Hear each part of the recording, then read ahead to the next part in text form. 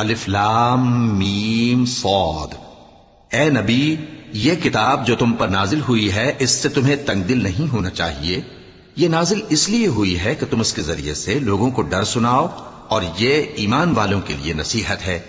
لوگوں، جو کتاب تم پر تمہارے پروردگار کے ہاں سے نازل ہوئی ہے اس کی پیروی کرو، اور اس کے سوا اور رفیقوں کی پیروی نہ کرو، اور تم کم ہی نصیحت قبول کرتے ہو۔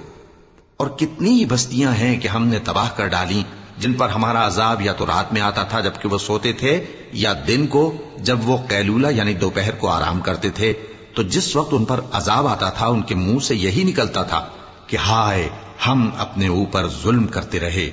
تو جن لوگوں کی طرف پیغمبر بھیجے گئے ہم ان سے بھی پرسش کریں گے اور پیغمبروں سے بھی پوچھیں گے، پھر اپنے علم سے ان کے حالات بیان کریں گے، اور ہم کہیں غائب تو نہیں تھے۔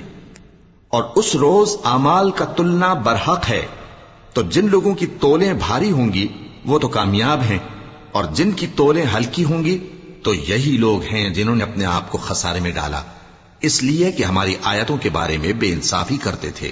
اور ہم ہی نے زمین میں تمہارا ٹھکانہ بنایا اور اس میں تمہارے لیے اسباب معیشت پیدا کیے، مگر تم کم ہی شکر کرتے ہو۔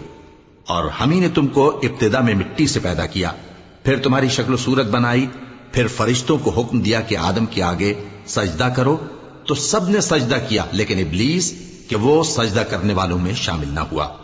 اللہ نے فرمایا، جب میں نے تجھ کو بھی حکم دیا تھا تو کس چیز نے تجھے سجدہ کرنے سے باز رکھا؟ اس نے کہا کہ میں اس سے افضل ہوں، مجھے تو نے آگ سے پیدا کیا ہے اور اسے مٹی سے بنایا ہے۔